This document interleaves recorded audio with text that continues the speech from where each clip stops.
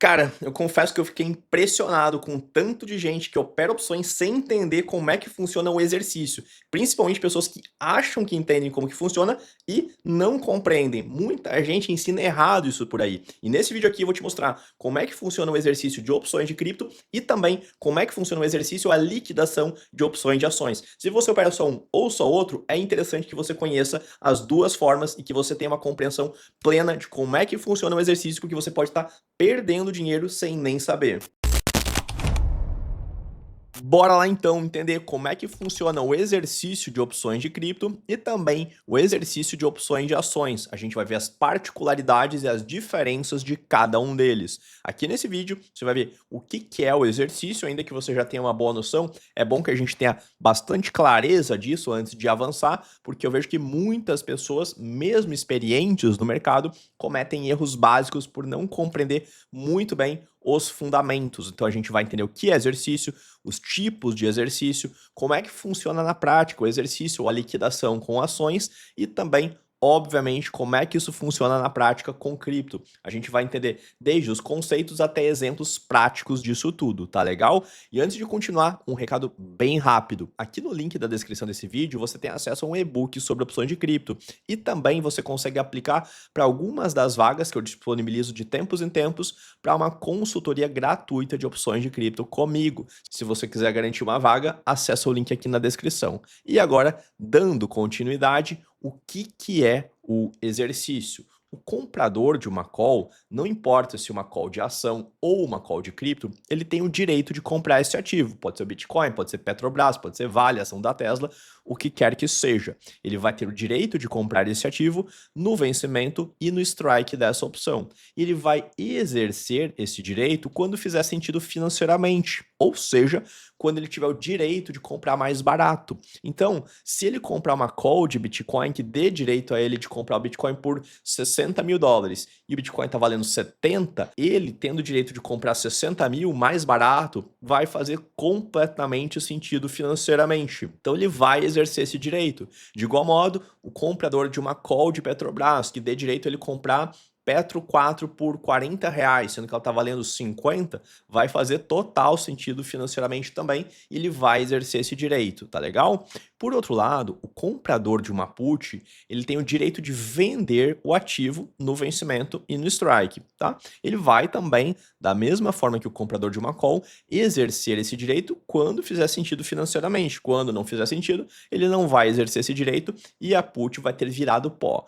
Tá? Quando que vai fazer sentido? Quando ele tiver direito de vender mais caro. Então, se eu tiver direito de vender Bitcoin por 80 mil no momento que ele tiver a 70, vai fazer total sentido. Eu vou ganhar $10.000 nessa história, tá legal? E o vendedor de uma call, ele tem a obrigação de vender o ativo. O comprador tem o direito de comprar o ativo e o vendedor, que é a contraparte, tem a obrigação de vender o ativo. Então, se o comprador exerce o direito sempre no lucro, o vendedor, sempre que ele for exercido, ele vai estar no prejuízo. Isso vale tanto para vendedor de call de Bitcoin, de cripto, quanto também para vendedor de call de ações. Eu vejo que muitas pessoas, especialmente no mercado de ações, se iludem achando que o exercício é uma boa jogada. Fazem estratégias como o The Wheel, por exemplo, e acham muito interessante, mas na verdade estão perdendo dinheiro sem ter noção disso. E a gente vai ver isso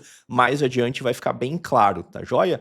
A contraparte, o vendedor, quando o comprador tem lucro, o vendedor tem prejuízo e vice-versa. Quando o comprador tem prejuízo, aí sim o vendedor de uma call ou de uma put tem lucro. E o vendedor de uma opção só tem lucro quando essa opção expira fora do dinheiro. Por que o vendedor de uma call tem prejuízo? Porque ele tem a obrigação de vender o ativo mais barato do que ele está valendo. E já já eu vou te mostrar exemplos práticos e numéricos disso tudo. Então a gente já falou do comprador de call, do vendedor de call, do comprador de put e agora o vendedor de put. O vendedor de put, ele tem a obrigação de comprar o ativo no vencimento, no strike, e ele também, assim como o vendedor de call, sempre que ele é exercido, não necessariamente ele vai ser exercido, mas quando ele for, ao ser exercido, ele sempre vai ser exercido no prejuízo. Por quê? Porque ele tem a obrigação de comprar o ativo mais caro do que ele está valendo na hora do exercício. Dada essa introdução de o que é o exercício, vamos ver a diferença entre os tipos de exercício.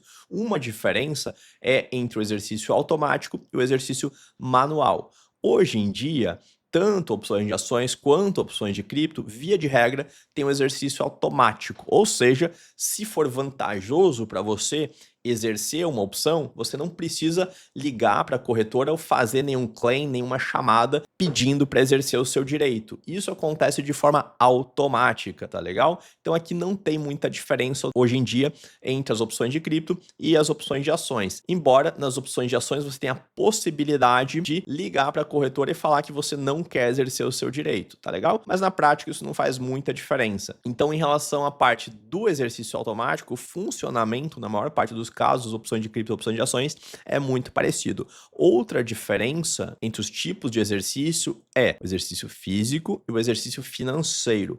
A rigor, tecnicamente, correto seria falar liquidação física ou liquidação financeira, mas essa nuance técnica não é tão relevante nesse momento aqui. Aqui, a gente tem uma diferença considerável, significativa entre as opções de cripto e as opções de ações. Só que essa diferença é muito mais na casca, muito mais na aparência do que nos fundamentos das operações. E aqui é um ponto que eu peço que você preste atenção, porque muitas pessoas confundem essas questões aqui, essa diferença entre o exercício físico e o exercício financeiro. O que é cada um deles? No exercício físico, o vendedor de uma call, ao ser exercido, ele vende o ativo. E ele está vendendo o ativo mais caro do que no momento que ele lançou, no momento que ele vendeu essa call, só que ele está vendendo mais barato do que no momento do exercício. Calma aí, deu um nó na cabeça? Fica tranquilo que à medida que a gente for avançando vai ficando mais claro, tá?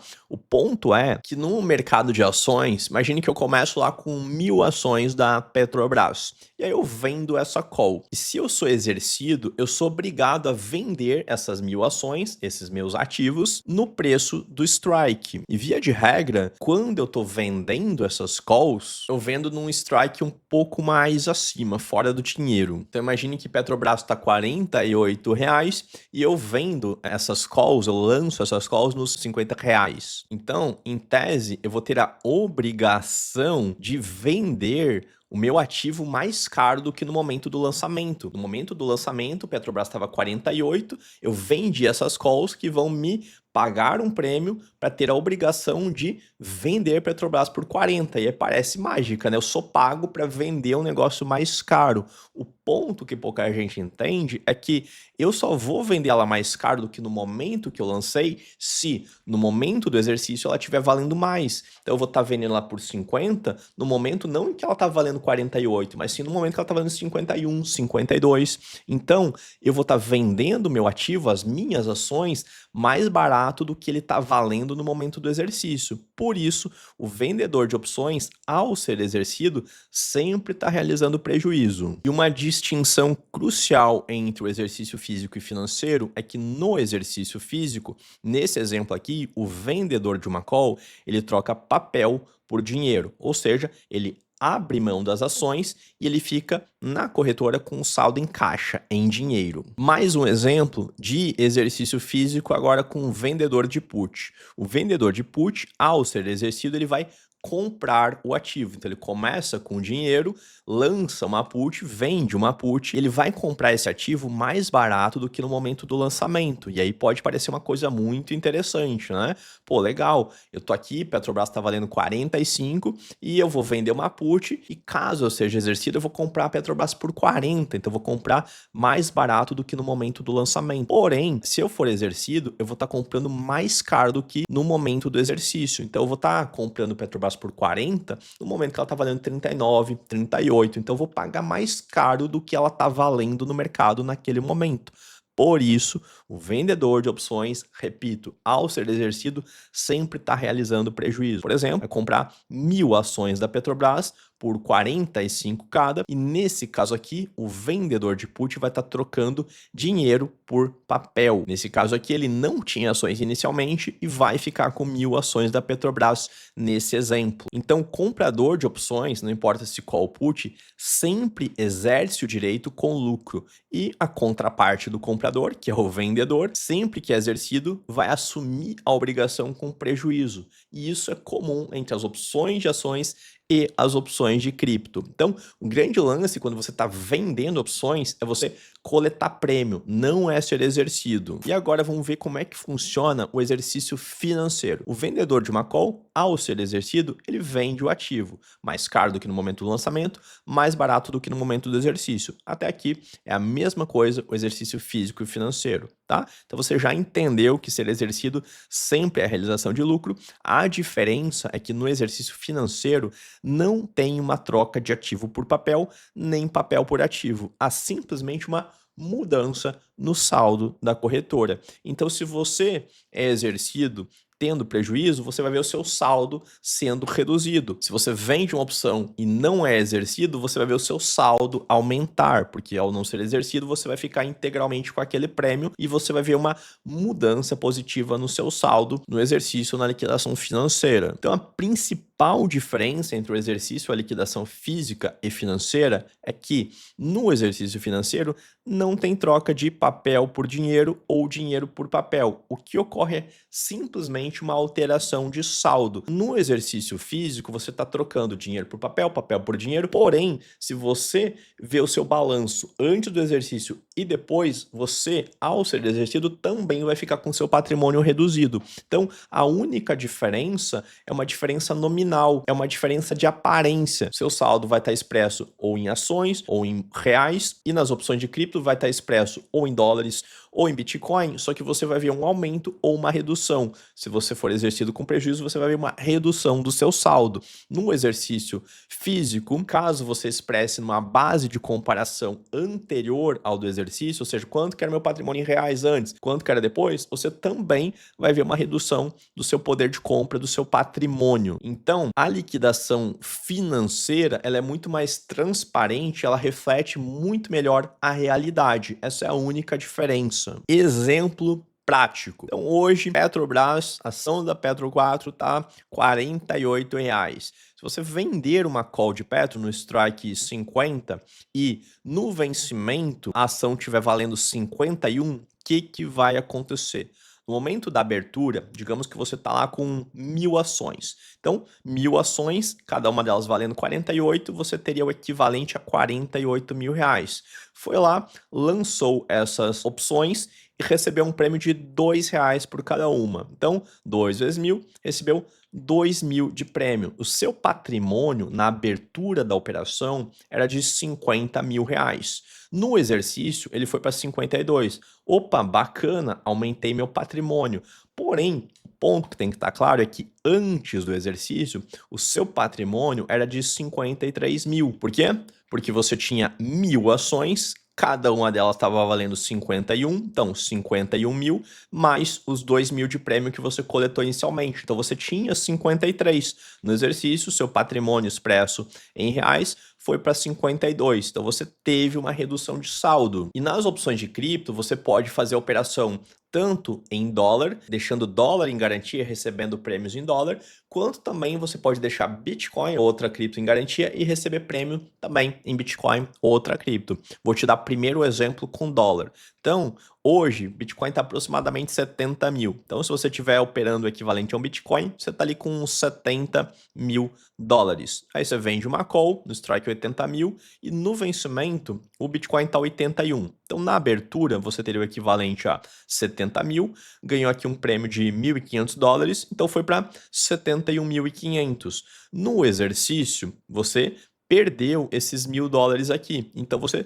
devolveu parte do seu prêmio e você ficou com um saldo menor do que você estava antes do exercício. Seu saldo reduziu para 70.500. E no caso de você estar exposto a Bitcoin, então pegando aqui os mesmos dados, só que em vez de estar com 70 mil dólares, você está com um Bitcoin. Aí você recebe um prêmio de 0,0250 Bitcoins. Se você não for exercido, você vai ver o seu patrimônio aumentar para 1,025 Bitcoins. Por outro lado, se você for exercido, você vai ter esse prejuízo aqui, equivalente a 1.000 dólares, só que expresso em termos de bitcoins, e vai ter uma redução. Começou ali com um Bitcoin, em vez de subir para 1,0250, que é o que ocorre na maior parte das vezes, se você faz a venda da maneira correta, com os parâmetros corretos. Então, na maior parte das vezes, você vai ver o seu patrimônio aumentar.